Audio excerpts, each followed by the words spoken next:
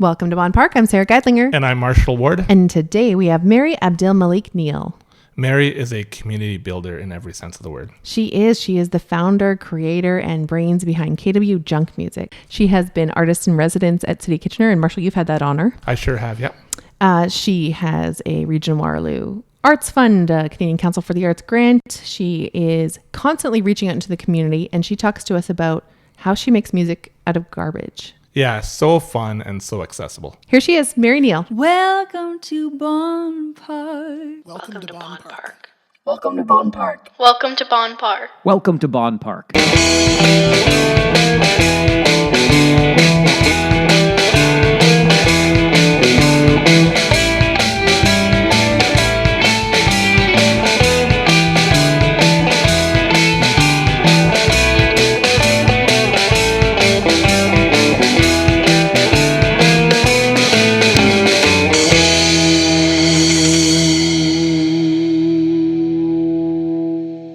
Do you enjoy Bonn Park podcast?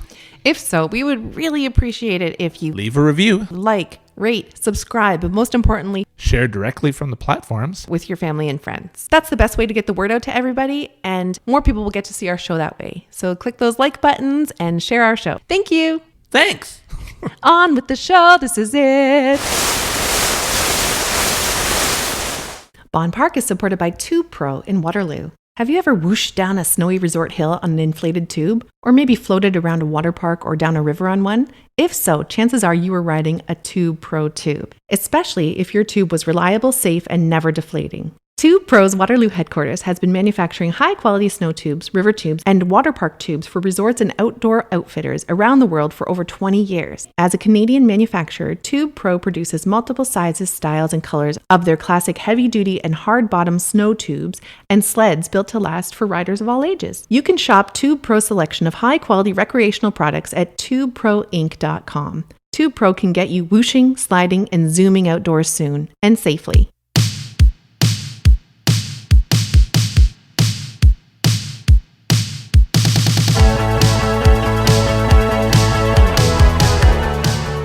Bonn Park is supported by Gifted in Waterloo. Gifted has some of the quirkiest, funkiest, and coolest gifts you'll find anywhere, like tea infusers, mugs, cozy reading socks, plant pots, cushions, and throw blankets, along with amazing puzzles and games. Want the perfect gift for that hard-to-buy-for special someone? Whether you're looking for something nerdy, literary, cute, funny, bizarre, local, nostalgic, or unexpected, Gifted has it. Among all the unique items from around the world are amazing creations by local artists, along with one-of-a-kind greeting cards. You're bound to find what you're looking for, even if you have no idea what you're looking for, at Gifted. Shop online at giftedwaterloo.com and check them out on Facebook and Instagram.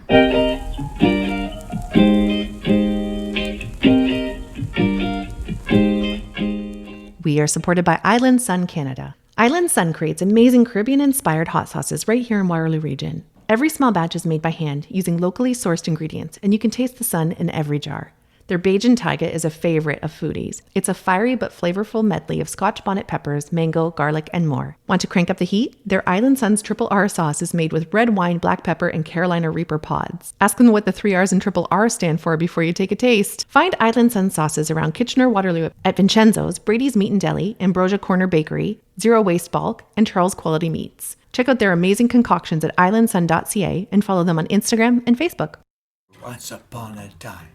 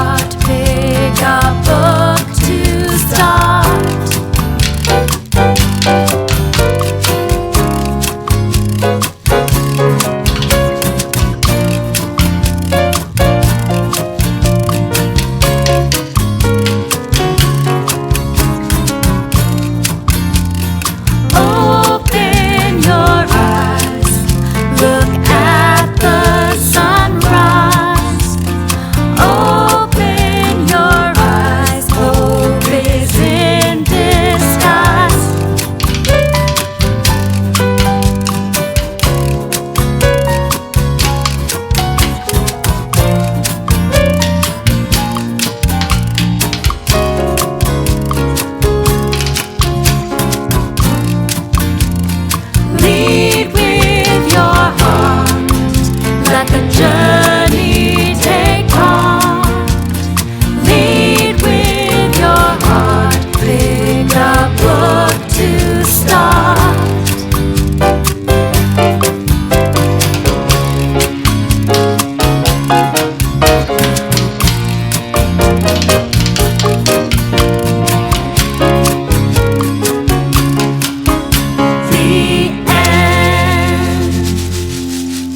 Mary, thank you so much for joining us today.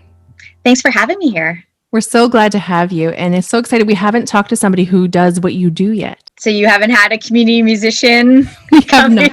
So we've had musicians and we've had artists and we've had singers and songwriters, but I was at that exhibition in Waterloo Town Square about climate change earlier this year, like pre-pandemic. The one with the museum? Yeah, the one that was with the museum. Yeah. Yeah, Alarm. That was it. We went, I bought tickets. We went with the kids. It was before everything closed down. KW Junk Music had an entire wall of instruments made out of junk. We were having a heyday. We were being rough. We were being loud. We were kind of the only people there. I think we were one of the first time slots and they were staggering at that time. We had a great time. I started KW Junk Music kind of in 2017 and it really wasn't a planned thing. It was one of those things where I was in school, at Laurier, I was doing my master's of community music, and I was thinking, what am I going to do with this degree? Like, it was really fun and I loved it and I was really enjoying it. And I was trying to find my place in this practice. And so community music is all about this idea that music is something that is participatory. Everyone can come and do it. It's a way to be inclusive, to make music and music making an inclusive thing where anybody can come, no matter what their ability, their age, everyone can come together and can really enjoy the process of creating music. And so when I thought about it, I was wondering, what am I going to do with this? And I read this article about this theater group that was in the UK, and they were using junk for their costumes and their props, and they were using conventional instruments for their music. And one day they were like, why are we doing this? Why are we just using, why are we doing this sort of sustainability themed theater with just our props and our costumes and not with our music? And then I thought, well, why would you only do this in just a theater production? Why wouldn't you just do this in everyday life? So that's sort of what inspired me. And it was supposed to be this one-off event. City of Kitchener does their Neighbors Day every year. And I just decided that one year I was like, I'm just going to host a junk music jam in Victoria Park and just have it open to anyone to drop in and read music and you can play along with it. And it really was supposed to be this kind of one-off trial event. And I hosted it and I got over 60 people came out to try out these instruments, and some of them planned to come and some of them were just dropping in to see what that chaos was all about. And from there it was I got a call from someone else that's I love what you did. It was in the front page of the local section of the Record, so it got a little bit of publicity, and somebody saw it and said, I really love what you did, would you come and do this with my theater group? And I was like, okay. And then since then it kind of was one phone call after another of hey, could you come and do this with our school or with our Cubs group or with our, and so it kind of was something that came out of really what was supposed to be just a fun one-off thing. And it just got it flourished into this whole business that I was running, where I was just doing events and workshops and just getting people to explore the sounds in their everyday life, and that you can make instruments out of anything and everyone can make music. So that's sort of where that started. And then the museum saw kind of what I was doing and said, why don't we sit down and talk about what we could do together? And at first I just came and did kind of events for their family weekends. And then they had the Alarm exhibit come up. And I was like, what if I built you an entire wall for you? And so it did. I tuned all the instruments to the key of A, tuned all the tracks that you could play with on the interface so that you could play any of the instruments with any of the tracks, and it would sound amazing. And just put a bunch of drumsticks down and told everyone to have at it. So. And that's what I found so cool about it, is that you had the tracks that you could press. So that would play your sort of backbeat, or like for those of you that maybe can't visualize it or hear it in your minds, that for the listeners, like, you know, on a program keyboard, that'll put your beat in and your rhythm with some background bass and some noise. And no matter what you did with those instruments, it sounded cool. We were very impressed with ourselves.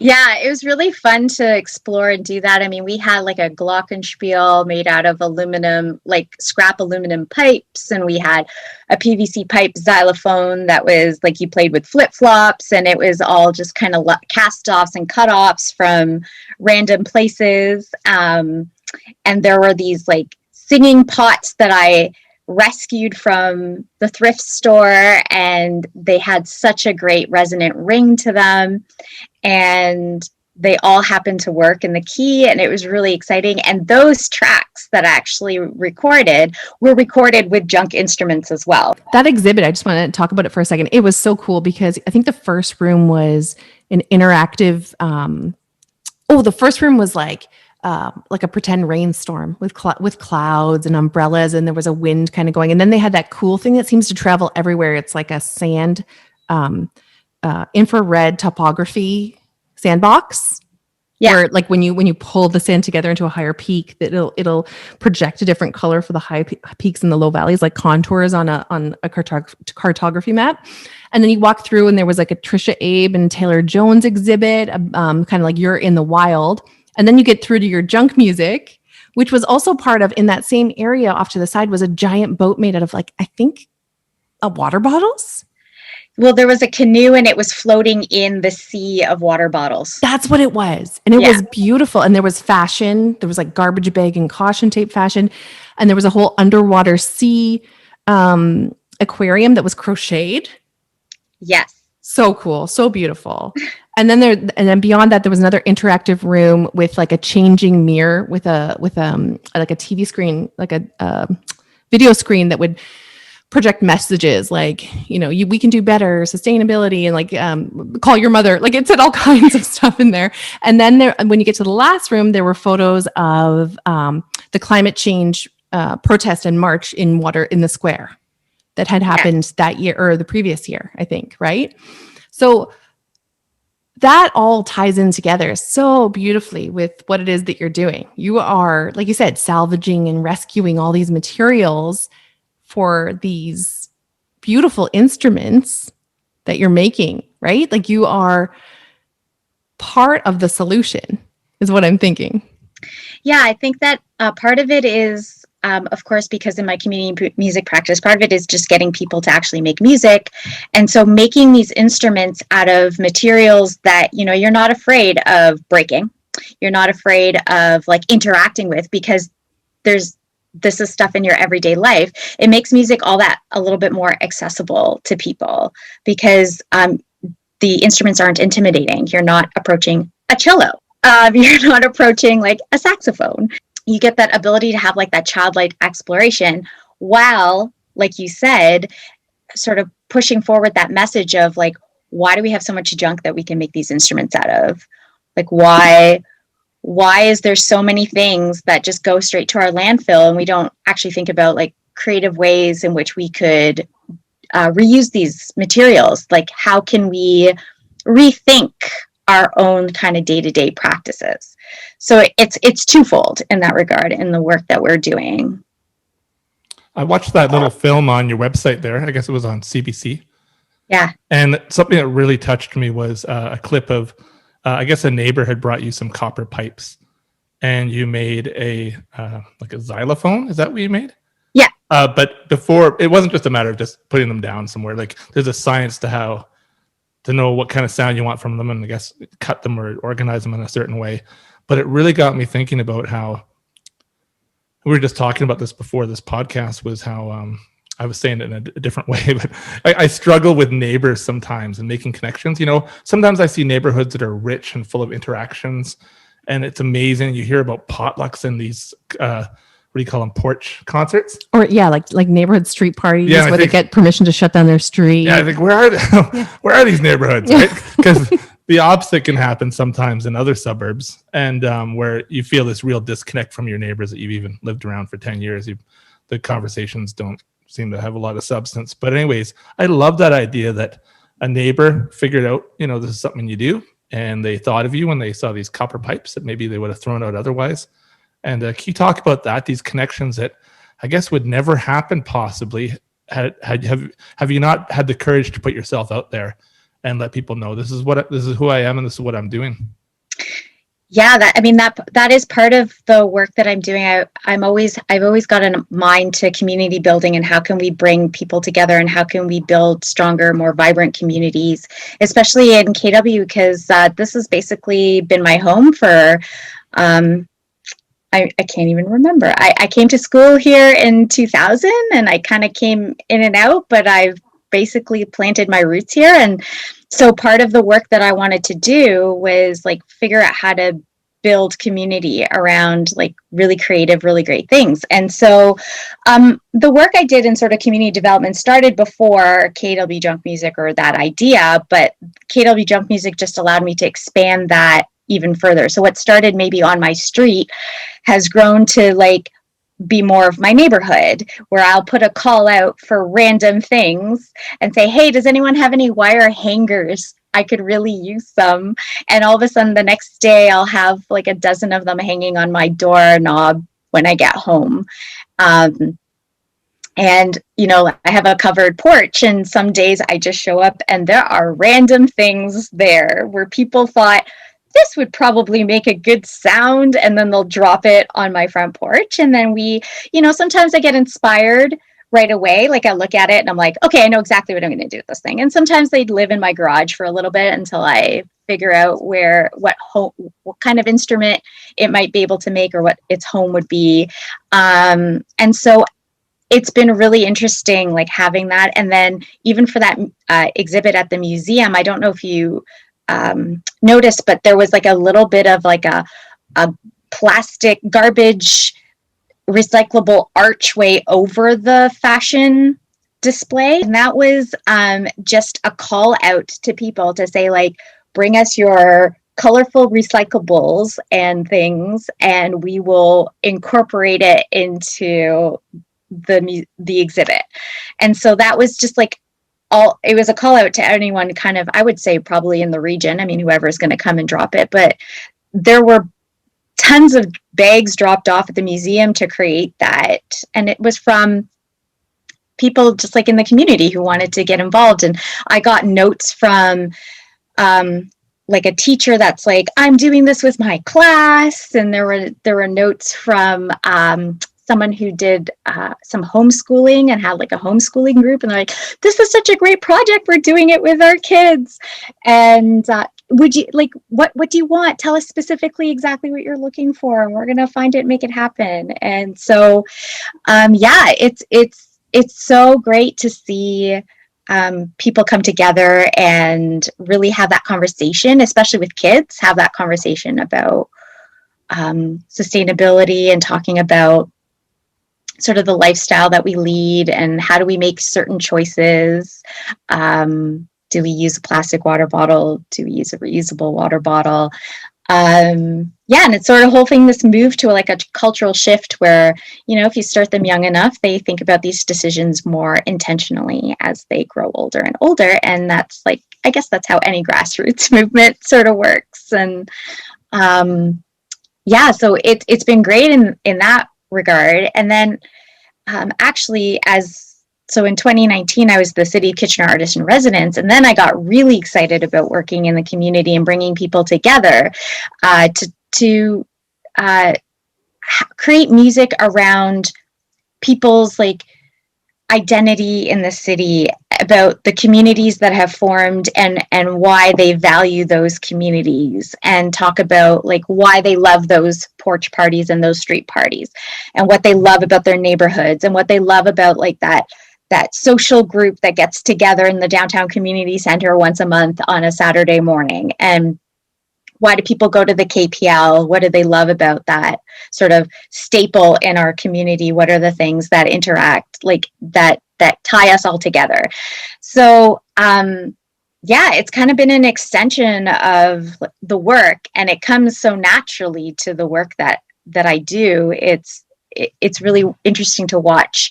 And then people who may not necessarily interact on a normal basis but come together because they're all interested in like that experience is also really fun to watch and see. So yeah, it definitely has a community building like goal embedded into the work that I'm doing. You said something there. Well, you said a lot of things I want to talk about, but you said something there that I call living the dream, which is you're doing something you love, you're sharing it with your community. And just by doing the thing that you love and sharing it with your community, you're building community. It's like a magic potion.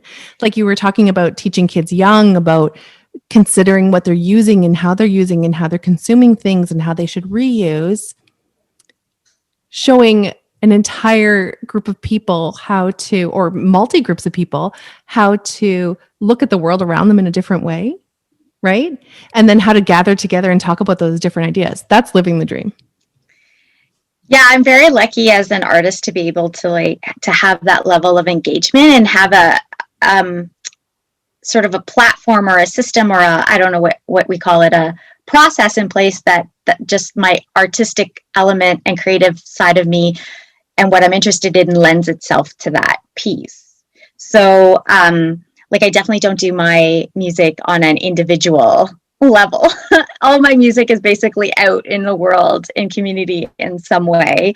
Even the work that I'm doing and the projects that are currently happening. So KWW Junk Music has had to slow down a little bit, obviously, with like the way the pandemic is.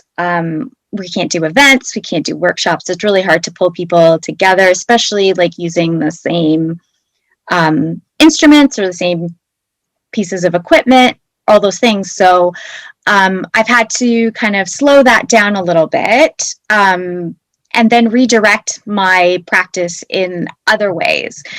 But it doesn't seem to matter where my redirection is. I feel like my practice needs to be in community in some way. Like there has to be that level of engagement. So it's very exciting when I'm able to do that and pull in lots of people and pull in different narratives and different stories and different perspectives and different ages and different cultures and have all those people come together and intermingle and produce something creative and unique and a product that they could be really proud of. Am I your token POC? Take a pat on the back. But you don't see me. Just another stat. Performative acts. Prestigious praise. Degradation in newfound ways. Diversity is not a metric, not a statistic or bottom line. It's just a way of being. So open up your eyes. You do what you want. I don't get a say. Would I have a voice if you had your way? Nations divided, prejudice abounds. A battle for our lives. Who will stand their ground? We teach genocide as history. The present is much the same. Take our current story, how we play this human game. A stop at a corner store, out for another run. You never know when out the door if you'll see the setting sun. I'm a human being with goals and ambitions. But what is that to you and all your ammunition? Dictators, pandemics, institutions,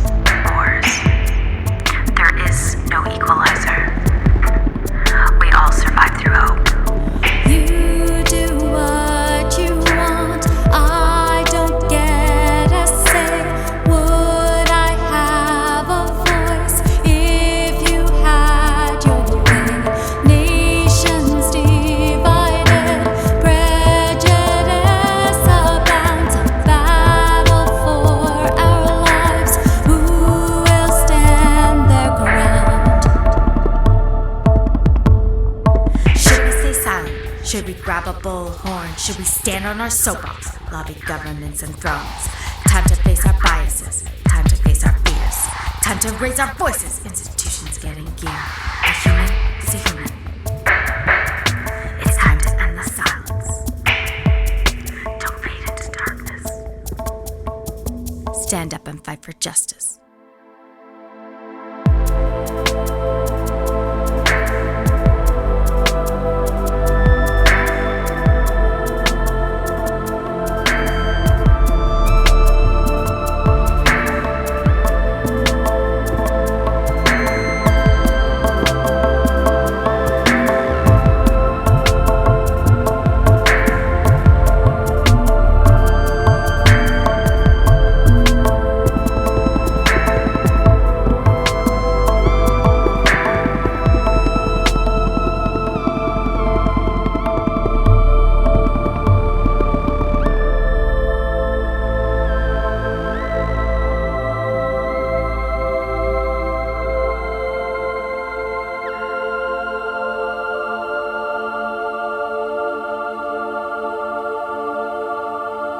In the CBC segment that I mentioned earlier, Mary, Yes.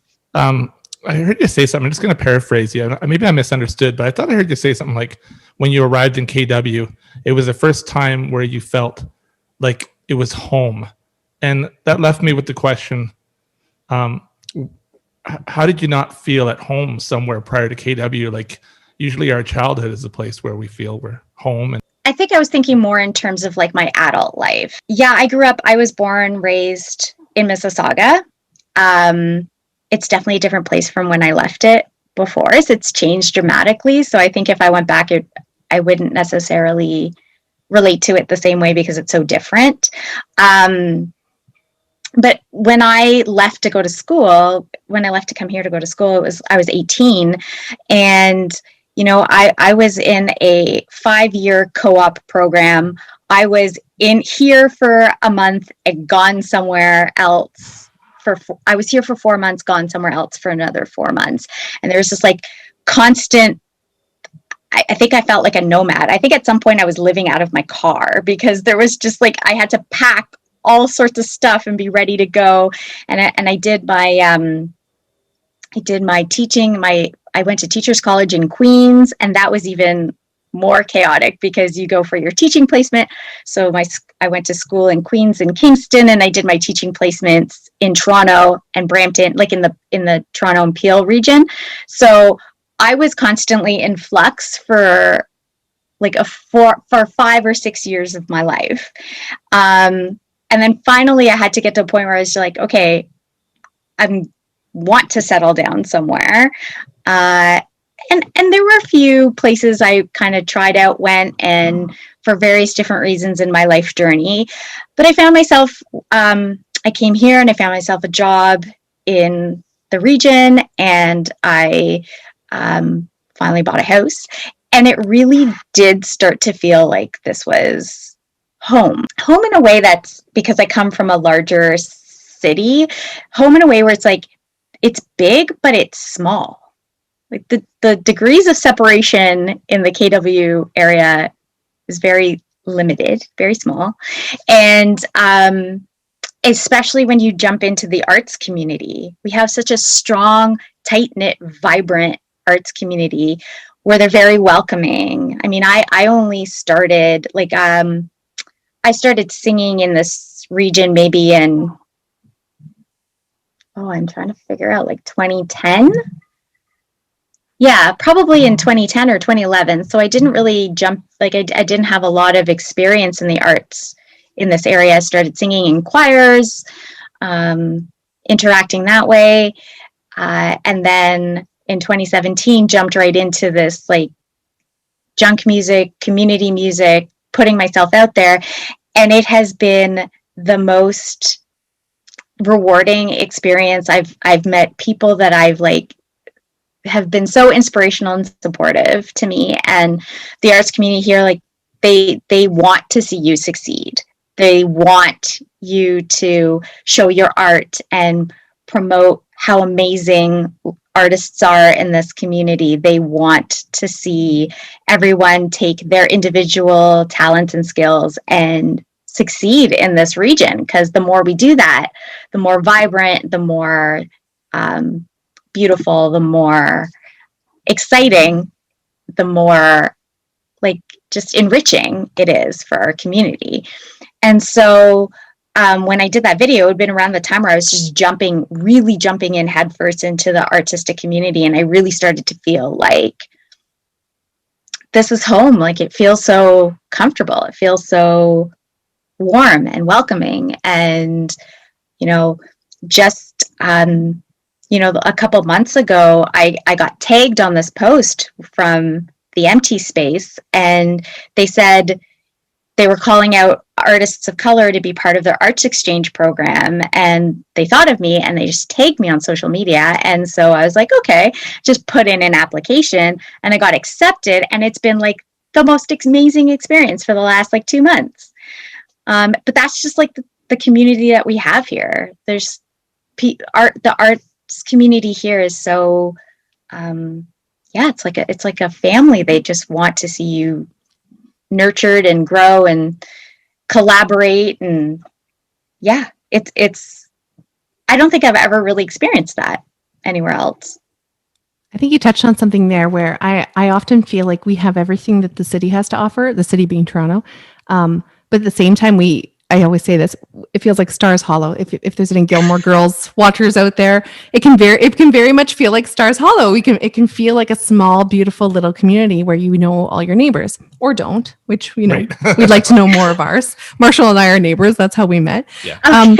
But then I love also on your website and through your music how you want to explore cultural diversity, like in the vibrant cultural diversity that's in our city.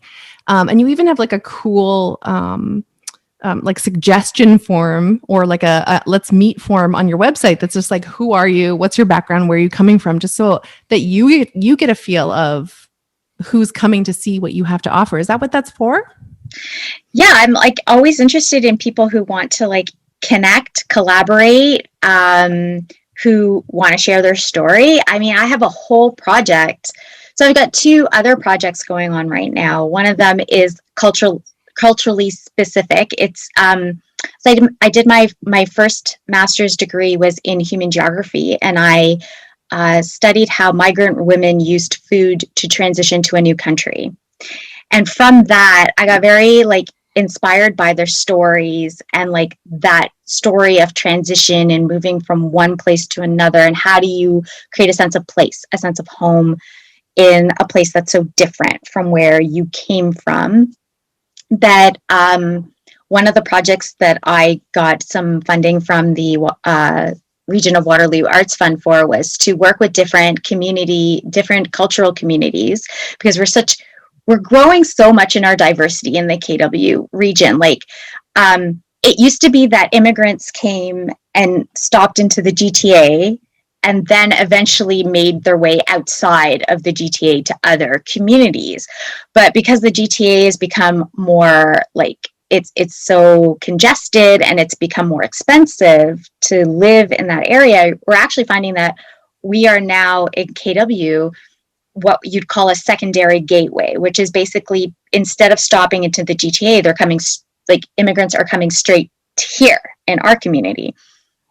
And so that causes a shift of many things, like a shift in needs and services, a shift in our demographics, a shift in the makeup of our population, and the what people are looking for, even understanding who all the people are and where they come from, and what does that mean for our community. I mean, we're seeing so many different festivals come up now, and we're seeing so many different opportunities to interact. So my one project is that I was going to work with different cultural groups that are really growing in this area, and get a sense of their identity, and then translate that into a piece of music with them. So it would be a song that could be shared more broadly with the wider community, so people can understand the diversity and celebrate the diversity, and realize that we have such a rich community here, and why not explore and celebrate and get to know your neighbors.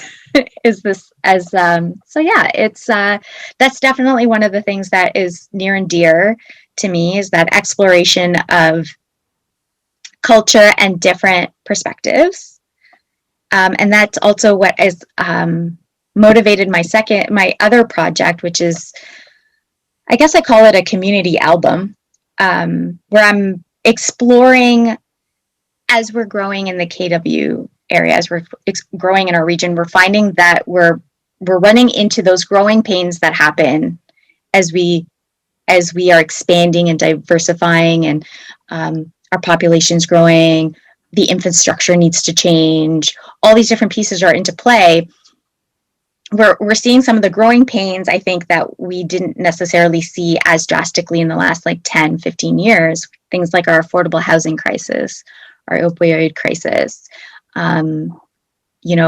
sustainability challenges like urban sprawl, all these things that come with rapid growth of a community. And so I thought this would be a perfect time in our community's history, that sort of pivot point that we probably haven't seen in about 20 or 30 years, where it's time. It would be great to capture this in a creative format, and that format for me is musical, given my background. And so I'm speaking with people with lived experiences of some of these community issues that we have, and I'm talking with experts, people who are on the ground workers, community organizations who are grassroots doing the work, talking with the people,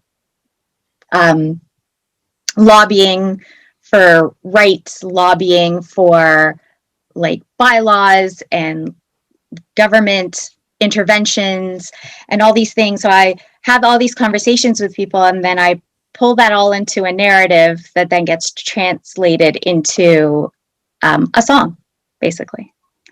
And I work really closely with usually one particular person with lived experience, taking all those other pieces in mind, and I work collaboratively with them to create this song. We were lucky enough to hear a lot of your music. You sent us a bunch of songs. So there's the community album, but then there's a separate piece, right? Yeah. So the community album I'm working on, it's called I'm Who I Am. That's the title. And it really is digging into, like I said, those sort of issues that are happening that are kind of the growing pains of where we are as a community. And then there's another album, it's called Songs of Kitchener. And those are the songs that got created during my residency for the city of Kitchener. In 2019, we created 8 tracks, and they were, we created them at porch parties, at community centers, at the library, all sorts of different places. And I thought, well, what are we going to do with all these songs? So we took them all into the studio and recorded them, and used junk instruments to record them, because that's what we were using when we were when I was out doing my work in my residency. And I had the opportunity to engage with a number of local artists to do that. So that's super exciting. And I love that we were able to do that. And across both of my albums, because at this point in the pandemic, you basically got to get creative if you're going to make music, because there's really no virtual platform that allows for that real-time interaction. So as a musician during this time, it's really challenging. You get to figure out how you're going to collaborate when you can't get together in the room together, and you can't perform, you can't get into studio, you can't. So how do you make this work? So there's some challenges in that, but there's some really exciting parts of that too, because, for example, there was one song we did in my residency that it was a song that was half in English and half in Spanish. And I went out to my arts community members and said, hey, I'm looking for someone who could sing Spanish, because I don't want to be the person that's doing that. So I will butcher it. So I kind of put it out there, and I got connected with a singer from Chile. So there's a singer from Chile singing on my Songs of Kitchener album. So it's been really exciting to be able to have that sort of level of exploration. And because musicians are itching to get into projects and do all sorts of fun stuff, they're they've got availability or like openness to things that they wouldn't necessarily have had as much time to do before. So it's allowed for collaborations and availability that may not have happened before the pandemic. So it's been really interesting to like pull all those pieces together and think of it more as a global community now rather than just our own little community. Like now I can engage, like I have on the song Stand Your Ground, I've got a tabla player from Toronto who's playing on it. And, in my song In the Same House, I've got a couple of musicians from Newmarket playing on it. So I guess we've become more of a global community in that regard. What's the one with the speaking? One of them opens with a bunch of speaking. Yeah, Once Upon a Time. I like that one. That was the one that was the very last song of my residency. It happened at Festival in 2019. And that was a really interesting one because usually what I do is I get everyone in a group and I kind of host a workshop where we can create a piece of music and perform it all in about an hour. But this one, the festival organizers wanted the information about the lyrics to come from the night before at Festival Reads, where there were all these authors coming in and talking about their books.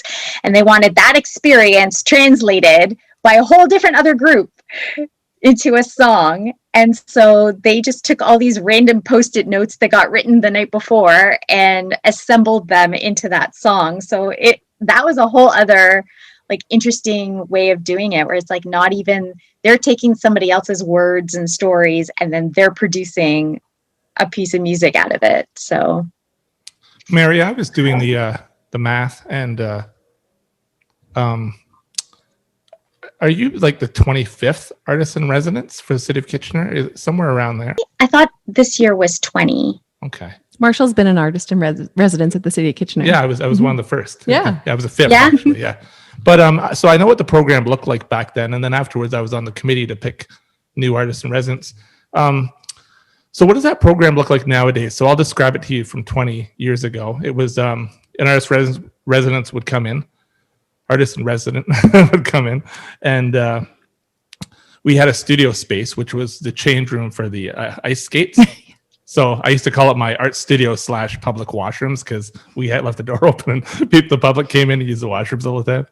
And then I had access to the whole city hall, so I would like do life drawing classes in like the council chambers and stuff late at night. And there was some money that you get up front to spend some money on things you need. And then I think it went from March to March of the next year. And then I think it was like you get $5,000, you can create a piece of art. And at that time, it could go up in City Hall. But as time went on, there was only so much space to put public art, and it would end up in places like Melissa Doherty had her painting in the Kitchener Public Library. Anyways, and then I understand that at some point, the studio space just disappeared. Yeah, there's no space. Yeah, so talk a bit about what it's like to be the City of Kitchener Artist in Residence, what you have available to you for support, and what you don't. So there's no space, which is fine by me because I was a traveling artist, really. I put everything in my car and drive around everywhere. So there's no spaces, but you do get the opportunity to engage in work in whatever spaces the city owns. So if you wanted to do something at the community centers, if you wanted to do something at City Hall, if you wanted to do something, like there was a lot of flexibility in like where you could do the work that you wanted to do. For me, a lot of my work happened outside. It's part of that beautiful thing that you do, right? You're collecting people and you're creating this community outside, but the junk. Yeah. Right. So a lot of I did engage, and the fact that it gets pretty loud when you do some of the stuff I do inside. It's much more. It's much more. You can have a lot more fun outside when you're not worried about how much sound you're making with all of the instruments. So you get to it usually takes a while to get started because you kind of have to go through the process where once you're selected, then it has to go to council and there has to be like an approval, like a council has to approve and all the things. So you don't really get started until March, but you can go straight until like December if you want. You do get some budget to work with if you need supplies, if you need anything that you kind of need to do your work. For me, that was really exciting because I use junk. So I didn't really need a lot of supplies, but that meant that I could engage artists, like musicians, in the work that I was doing. So that was really exciting for me. That's where I started getting some of my collaborations up and going and meeting musicians for the first time or engaging them in work for the first time. And that's where I started my community building around like arts and the musicians that in the area. So they're very helpful and supportive at the city with this. I basically would come up with them and say, I have this like crazy idea. Can we get this done? And then they would figure out who to contact in order to do it. So I really want to work with a group that is, I really want to work with, I really want to do something at the KPL. I really just want to do something where it's a central space and everyone can come to it.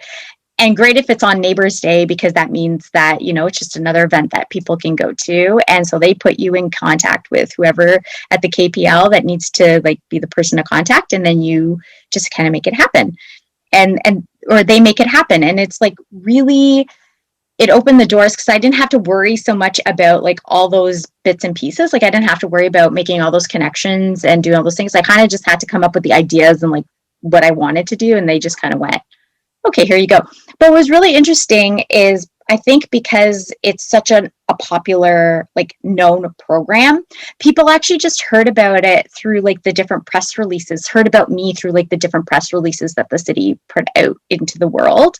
I had an article in the Record and an article in the Kitchener Post, and people just kind of contacted me based on the article rather than even going through the city. So just even being a part of something that had so much history gave me a lot of connection to the community.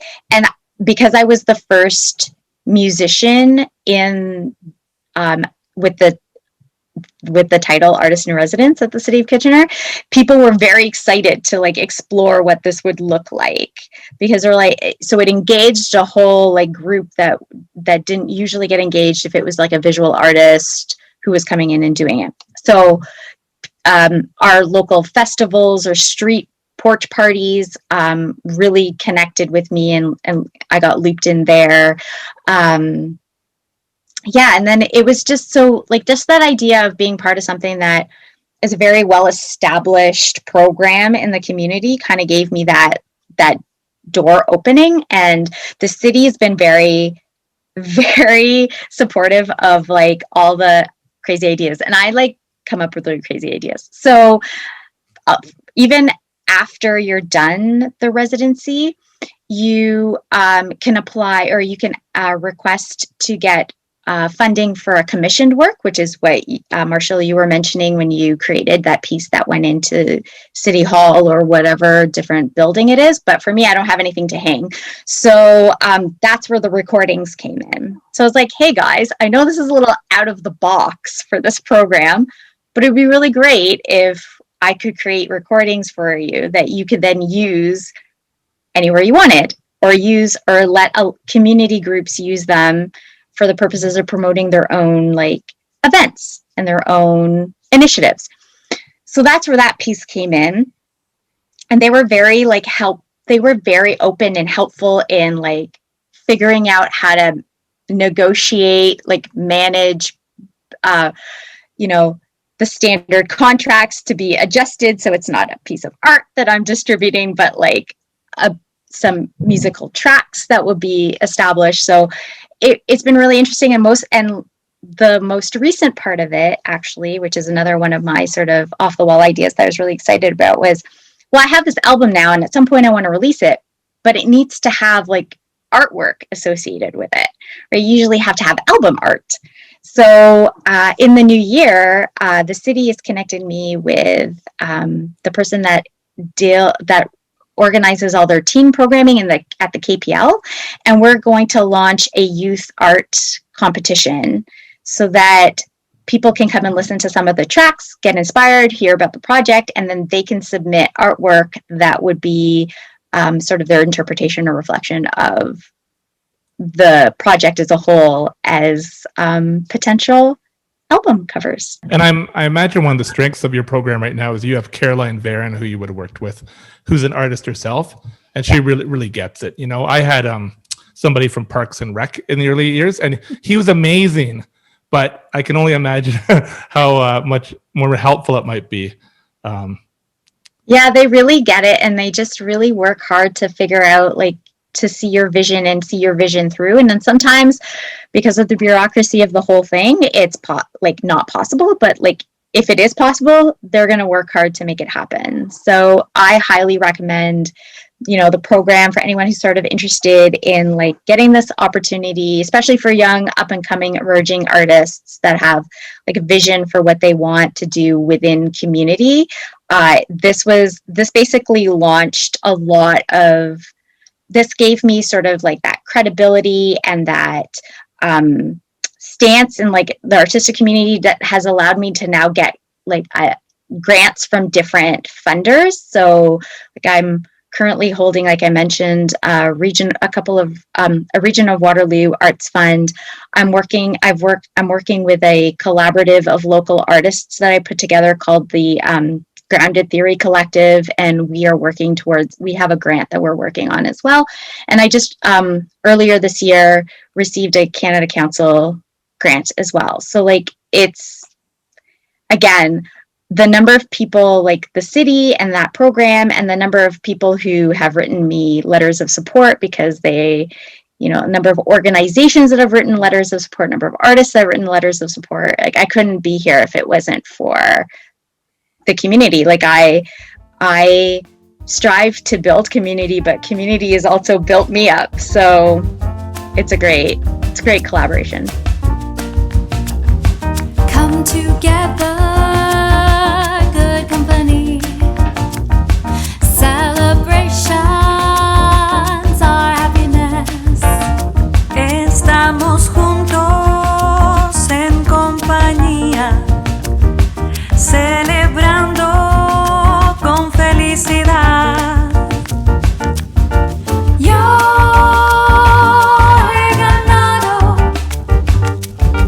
muchos amigos.